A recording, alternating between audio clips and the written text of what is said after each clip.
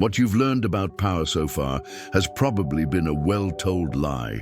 From an early age, you were taught that to be respected, you have to be nice, please everyone, and collect applause. But Machiavelli had already delivered a brutal warning. Those who seek to be loved end up enslaved. Those who seek respect become untouchable.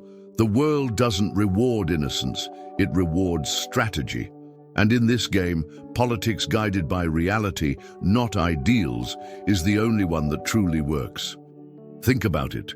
How many times have you strived to please and ended up ignored? How many times has your kindness opened the door to abuse rather than recognition? The truth is, the end justifies the means when the goal is to preserve your position, your voice, and your freedom. Machiavelli didn't preach gratuitous cruelty, but he did teach that avoiding hatred while cultivating discreet fear generates an almost invisible force, a force that shapes behavior without you having to lift a finger. And that's exactly what you'll discover here. How to become untouchable without shouting, without selling yourself for approval, without begging for love. How to use virtu and fortuna to your advantage, creating a presence no one dares challenge. Get ready, because once you understand Machiavelli's relentless path, you'll never view power, respect, and authority the same way again. Be respected without depending on external approval. Few realize that the desperate search for external approval is, in practice, an invisible prison. Those who live conditioned by the applause of others become vulnerable, predictable, and therefore easily manipulated. Machiavelli already warned that politics guided by reality, not ideals, requires the individual to remain steadfast even when they don't receive immediate recognition. Imagine a leader who needs constant reminders of how good he is. He is, in fact, in the hands of others. True power isn't born from applause, but from the inner conviction that one's decisions are based on real human nature, not on fragile desires for acceptance. It's the kind of posture that allows one to avoid being hated without needing to beg for love. In this game, the appearance of virtue may be useful, but it isn't what sustains a personal empire. What sustains it is the ability to remain steadfast, even when others don't see it. Being respected without relying on external approval means building solid internal pillars. It's like investing in a safe asset while everyone else chases the latest trend in the market. Those who understand the calculated use of force and cultivate their own loyal armies, whether based on principles, habits, or strategic alliances, don't need external scrutiny to feel validated. Think of great historical figures. Nelson Mandela spent decades in prison without applause, but upon leaving prison, he commanded more respect than any fawned-over politician of his time.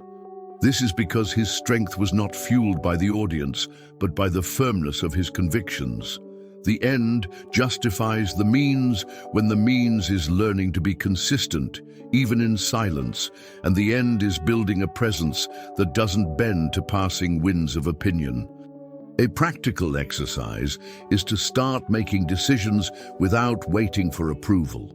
If you want to launch a project, don't depend on the validation of every friend or family member.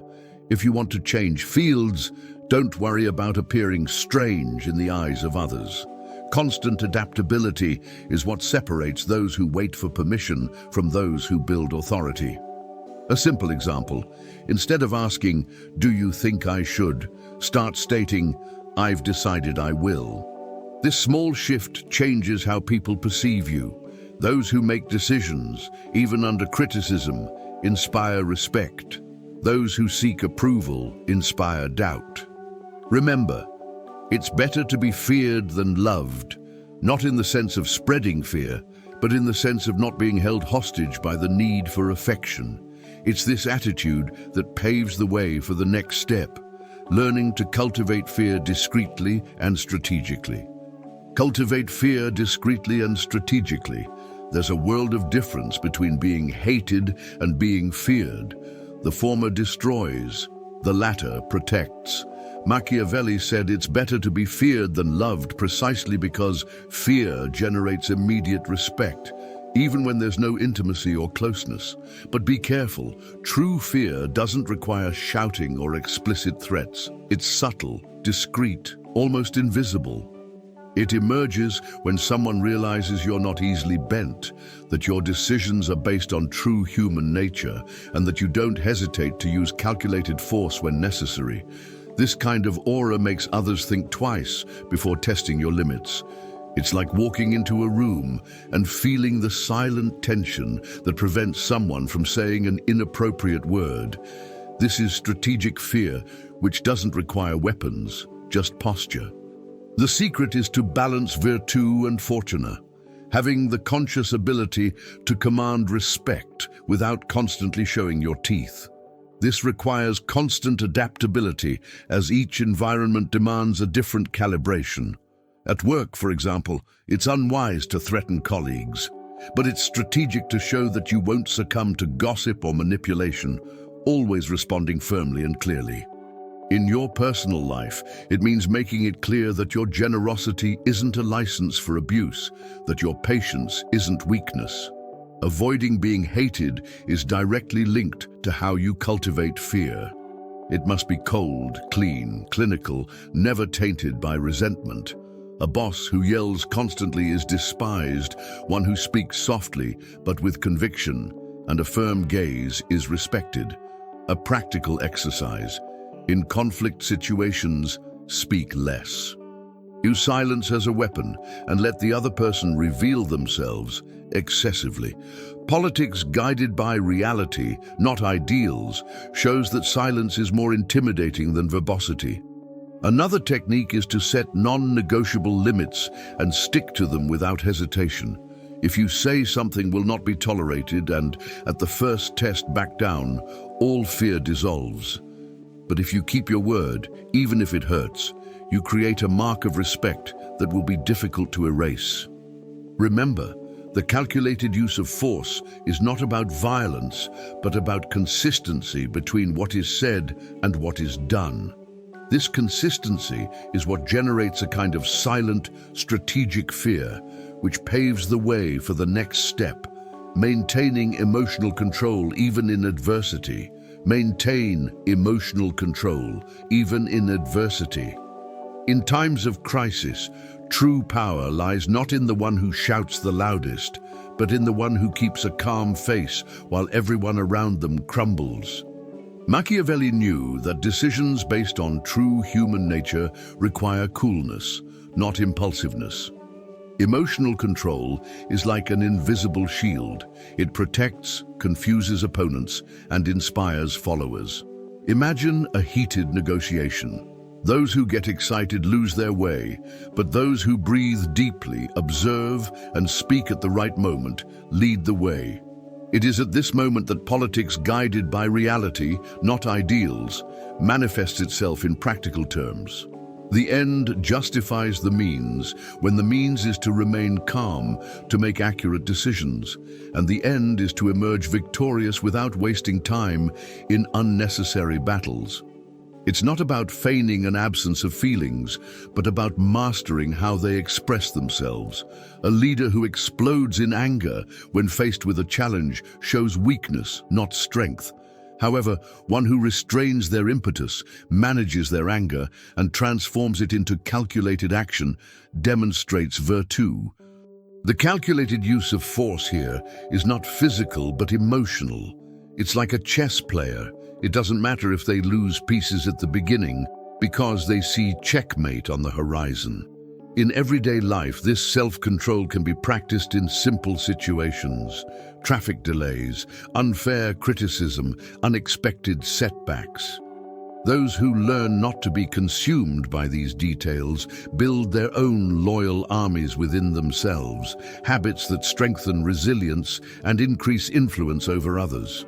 A good practical exercise is to create restraint rituals. Before reacting, count to 10, drink a sip of water, or take a short walk. These simple gestures curb impulses that could lead to regret. If you want to go further, adopt deep breathing practices, such as the 4-7-8 technique. Inhale for 4 seconds, hold for 7, exhale for 8, which trains the brain to react less under pressure. Those who master this self-control gain a kind of magnetism. They convey stability when everyone expects chaos. Avoiding being hated also involves this, because poorly contained anger turns allies into enemies. Strategic silence and calculated calm transform enemies into cautious observers. And it is precisely this calm that allows us to see something even more valuable: perception, which is often more impactful than reality itself.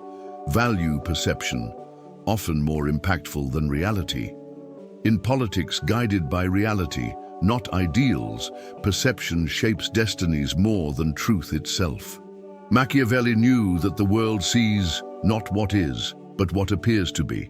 An appearance of virtue can open doors faster than real, hidden virtue. This doesn't mean falsehood, but strategic awareness. Think of famous brands. Many of them aren't the best in quality, but they dominate the public's mind because they've built a solid image.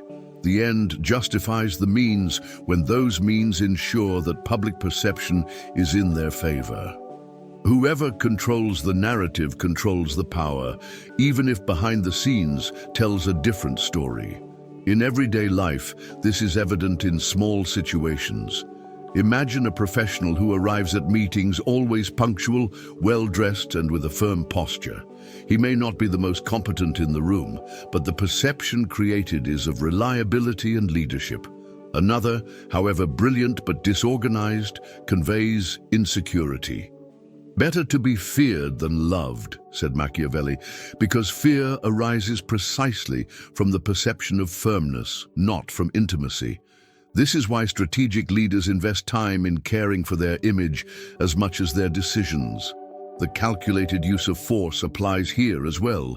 It's not enough to have results. You must demonstrate them in a way that impresses. To apply this in practice, start thinking about the perceptions you want to generate. If you want to be seen as trustworthy, invest in consistency. If you want to be seen as strong, demonstrate clarity when setting boundaries. Constant adaptability is essential, as each environment values different perceptions. On social media, for example, visual perception, photos, words, posture, counts as much as content. In relationships, emotional perception, tone of voice, confidence, trust, determines whether you'll be respected or not. Your own loyal armies can be people, habits, and symbols that reinforce this image. Reality may be complex, but if perception is aligned, it becomes your greatest weapon. And one of the most powerful ways to shape perceptions is through silence and image, tools often underestimated, but which carry absolute power. Use silence and image as tools of power. Silence is often more eloquent than any fiery speech. Machiavelli understood that in politics guided by reality, not ideals, those who control the pause control the scene. Silence unsettles, generates expectation, and creates discreet fear. In a meeting, for example, when everyone is excited, those who remain silent gain respect simply by their ability to avoid being swept away by the tide. The end justifies the means when the means is to remain silent to observe, and the end is to know precisely where to strike. Better to be feared than loved echoes here as well. Strategic silence is more frightening than excessive words. After all, those who remain silent give way to the imagination of others, and the mind, when it misunderstands, always exaggerates. Image, on the other hand, is an invisible but decisive battlefield. The appearance of virtue, for example, can make someone remembered as upright, even if behind it lie flaws common to all. This is why leaders of all times have cultivated symbols, specific clothing, calculated gestures, striking postures. Loyal armies aren't limited to soldiers. They can be clothing, phrases, and objects that convey authority. Think of Steve Jobs. His black turtleneck and visual simplicity were, in fact, an image of power that communicated focus and innovation. The calculated use of force also involves choosing how to present oneself. Those who don't care for their own image allow others to create it. In practice, use silence to regain control of difficult conversations. When pressed, pause, breathe, and look someone in the eye. This simple gesture creates an immediate impact.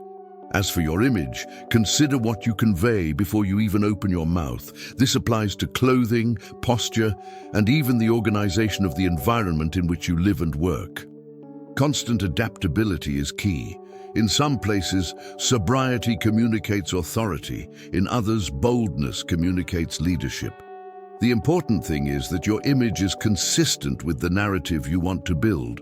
Silence and image together function as weapons that leave no trace but profoundly shape perceptions, and it is precisely this strong image that becomes at once a shield and a weapon. Build a strong image. It can be both a shield and a weapon. A strong image isn't just aesthetic, it's pure strategy. Machiavelli understood that, in a world guided by reality, not ideals, those who control how they are seen also control how they are treated. A solid visual and symbolic presence acts as a shield. It protects against trivial attacks, repels gossip, and prevents others from underestimating you. But it can also be used as a weapon. It intimidates competitors, inspires followers, and creates an atmosphere of power that precedes any word. The end justifies the means when the means are the conscious construction of that image. Better to be feared than loved applies here as well, as a strong image commands respect, even if it doesn't generate immediate sympathy. And ultimately, respect is the most valuable currency in the power game. History abounds with examples. Alexander the Great wore his gleaming armor to stand out among the army, projecting courage even when he might have been exhausted. Churchill, with his cigar and rigid posture, seemed unshakable amidst the bombs.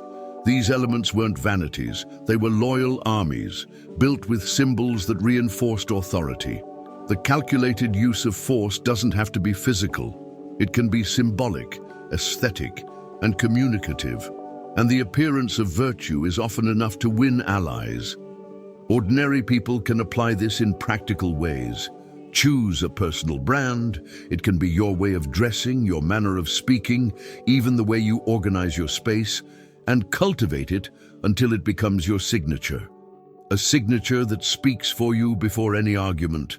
Building this image requires constant adaptability. In some environments, sobriety is a sign of strength. In others, it's boldness that impresses. The key is knowing how to read the audience and calibrate the image according to real human nature. But be careful. It's not enough to simply erect a facade. It must be sustained consistently. Otherwise, it will crumble at the slightest shock. When well constructed, your image is a shield that protects you from unfair attacks because others hesitate to go against someone who appears solid. But it's also a weapon that opens doors, generates respect, and even strategic fear. And at this point, an essential shift is necessary, abandoning the childish desire to be loved to embrace the adult desire to be respected. Replace the desire to be loved with the desire to be respected. The quest for love is one of the greatest poisons for those who desire power. Machiavelli once said, "It's better to be feared than loved because love is fickle, while fear generates lasting respect." The problem with those who want to be loved is that they become hostage to approval, willing to compromise whenever they fear losing affection. This undermines authority, blurs boundaries, and weakens standing. Politics guided by reality, not ideals, shows that respect is worth much more than affection. The end justifies the means when the goal is to preserve one's dignity and position, even if it costs some people their sympathy. Those who are loved may be abandoned at the first sign of disappointment, but those who are respected are unlikely to be challenged. Trading love for respect doesn't mean becoming a cold or insensitive figure. It means using the power of force to stand firm in your principles. Imagine a boss who tries to be everyone's friend. He's quickly manipulated, exploited, and ends up hated when he has to impose limits. But someone who establishes clear boundaries from the start, even if they're not the most friendly, gains loyal armies of their own.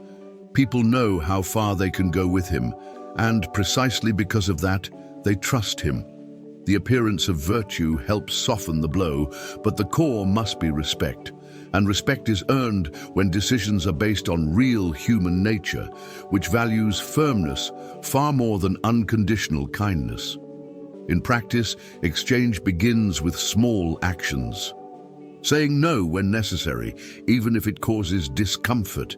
Keeping your word, even if it hurts. Don't overly apologize for correct choices just because someone doesn't like them. These are gestures that communicate virtue, courage, and constant adaptability. By doing so, you avoid being hated, but you also avoid falling into the trap of constantly seeking to be liked. Respect, unlike love, is not fragile nor conditioned by fleeting emotions. It is rooted in the recognition of your stance. And when respect is solid, your presence begins to gain a weight that goes beyond words, a silent force that naturally asserts itself. This is where imposing presence is born, one that transcends your actual strength. Forge an imposing presence that transcends your actual strength. There are people who, upon entering a space, don't need to say a word for everyone to notice their presence. This is true virtue, a strength that doesn't depend on physical appearance, but on how a person positions themselves in the world. Machiavelli would say that decisions based on true human nature take this invisible impact into account, as it shapes behaviors even before a word is spoken. An imposing presence doesn't require muscles or dazzling wealth, but posture, strategic silence, and a solid image. It's as if the atmosphere itself changes when you're around. And the curious thing is that this presence can be built, trained, and strengthened. It's not a gift exclusive to a select few. The end justifies the means when those means form an aura that speaks louder than the tone of voice. Historical examples demonstrate how this works. Julius Caesar, even surrounded by enemies, possessed an imposing presence that made even his opponents hesitate before confronting him. Mandela, upon leaving prison, didn't need to shout revenge. His mere presence was enough to silence crowds. Both had their own loyal armies, but they also carried a magnetism that transcended their actual strength. Better to be feared than loved applies here in a practical way. Strategic fear arises when others sense your presence is greater than your vulnerability. The calculated use of force, combined with visual and emotional symbols, creates a personal brand impossible to ignore. This brand is what transforms an ordinary person into a role model, even before they open their mouth. In practice, forging this presence requires constant adaptability. Practice your posture. Keep your chin high, your shoulders straight, and your gaze steady. Work on your tone of voice. Speak less, but with conviction. Take care of your image. Clothes, gestures, and even the environment in which you present yourself are extensions of your presence. And above all, practice silence at strategic moments because it creates a weight that words alone cannot achieve. An imposing presence is not about showing off, but about inspiring caution and respect. And it is precisely this aura that makes you untouchable. Someone who doesn't need to prove themselves constantly because they have already conquered the invisible territory of others' minds. It is at this point that Machiavelli's lesson closes like a perfect circle, preparing the reader for the journey's final synthesis. Now that you understand Machiavelli's relentless path, the question is simple. Will you keep trying to please everyone, or will you choose to be respected? Power has never been found in applause, but in the firmness of those who know how to say no those who don't need to beg for love, those who build their own presence. Look at your life today. How many times have you betrayed yourself seeking approval? How many doors have you left closed because you were afraid of appearing harsh? Better to be feared than loved doesn't mean living in cruelty, but rather abandoning naivete. Respect is born from posture, image, silence, and decisions guided by reality, not ideals. And now, the choice is yours. Will you use these weapons or remain hostage to what others think? If something in this video touched you, if a sentence shattered your certainties, write in the comments. Share your perspective, because sometimes the comment is the first step in someone's decision to change their life.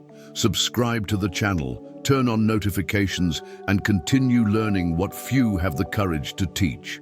Your transformation begins now.